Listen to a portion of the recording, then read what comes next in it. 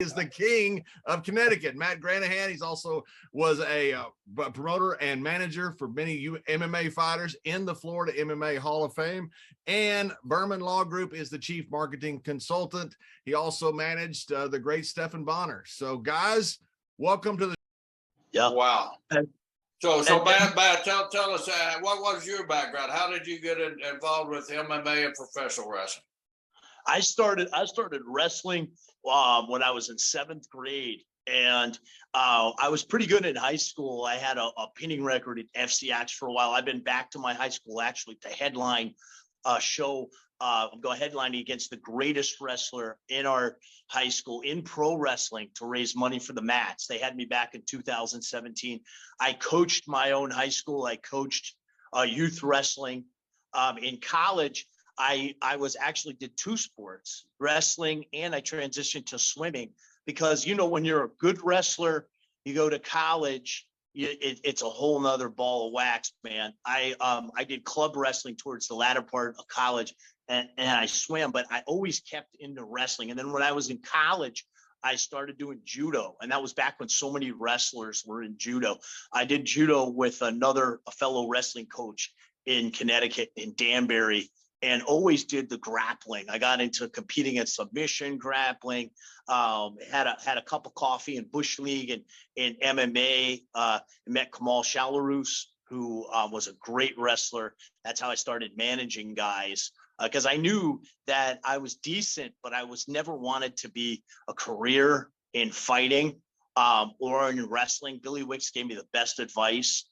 He said, look, man, he goes, I was a sheriff, you know, he taught DT and he was a sheriff for years. And he said, stick with your regular job. I was fortunate enough to be successful in the business world, in the liquor and booze business. I was a sales manager, but wrestling and MMA was something I always did on the side. And how I met Billy Wicks was very interesting, and how I met Jake Shannon. I always trained and I was competing in the grappling, the submission grappling, and some freestyle. I did Nutmeg Open and some freestyle tournaments as well, staying in wrestling. But how I met Billy Wicks was like back in 2006.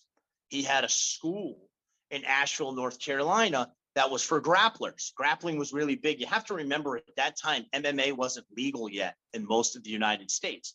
And he had a night class. It was $5 mat fee to go on, and I was bouncing around to these different places because I was traveling a lot for work. I had the Southeast region, and how I met Billy Wicks was I was always a dirty wrestler, and I was riding this kid who was a stocky Hispanic kid, and I was doing him real dirty, you know, using my head, knuckling him behind the ear, head levers. I was always a big fan of putting my head into his temple, and he came over to me.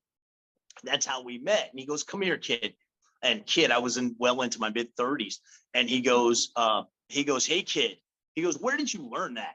And I said, I just learned it, wrestling. I said, I was never the greatest wrestler, but I was always dirty and a pinner.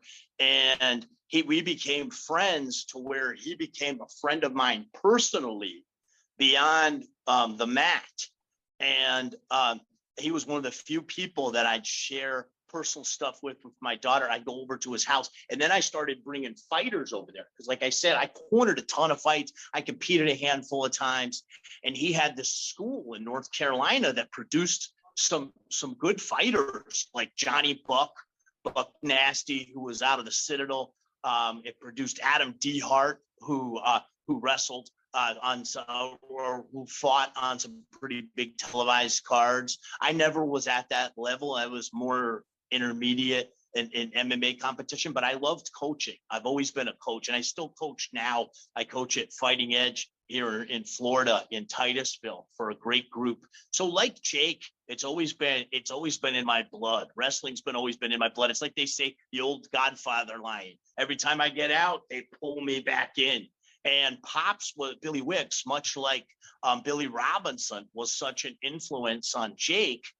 Billy Wicks was such an influence on me, and he introduced me to people like Frankie Kane that I got really close to. He sent me down to Frankie I was Now, coaching Frankie, for those that don't know, Frankie Kane was an old carny wrestler who come into professional wrestling, but Frankie also would train guys, but he was also the great Mephisto who developed one of the biggest names here in the South for professional wrestling. And he was sort of a mentor to both my brother and I. He kind of latched on because of our backgrounds to Jack and I when we were just starting out in the business, and then talked us into doing stuff in the ring that we had no idea that we could do. But what an innovative guy Frankie was. Frankie was one of the really great minds of professional wrestling that gets overlooked. And a fun guy, man. Yeah, oh my God.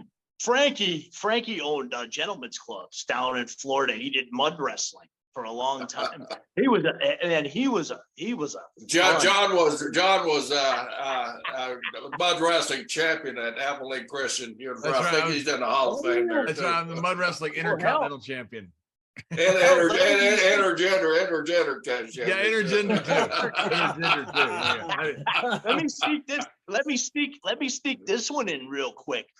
John was in Brawl for All, and a lot of people don't know this. I'm good friends with Dan Sever. Dan and I have he stayed at my house a lot in South Carolina. I coached wrestling in high school and for MMA schools, submissions. And Dan and I did a lot of clinics together. A lot of people don't realize this.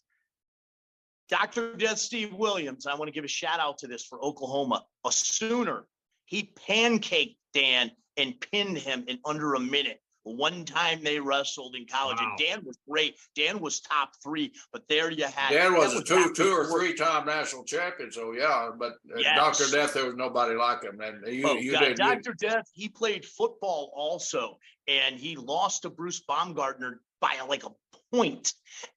He was phenomenal. And if he had just focused on wrestling and not done football, he would have smashed Baumgartner. He was outstanding. And the biggest ride that ever happened at Gallagher Hall in Stillwater, Oklahoma, between the Bedlam series of the match between Oklahoma and Oklahoma State was caused by Dr. Death. He pinned his football player's brother, and when we got up, the brother kind of brushed against, or the kid that he pinned kind of brushed against him, and Steve, of course, being Steve, pushed him. Out come the guy's brother from the stands. He made about 3 steps and he ran into Dr. Death's right, and he was down and the riot was on.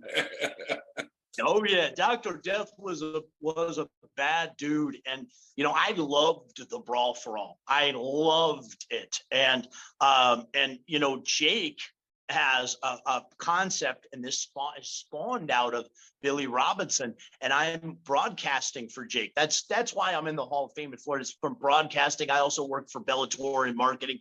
I like I say, it's not so much from being a great competitor. I did okay, but I never won against high level guys. And I coached a lot, cornered a lot. But on the broadcasting side, it's my absolute honor to be broadcasting for Shoot Pro Wrestling, and this comes out of Billy Robinson. And Jake, tell them what Shoot Pro Wrestling is all about. Oh, Jake, yes. Before we get into that Shoot Pro Wrestling, just tell us a little bit about Billy as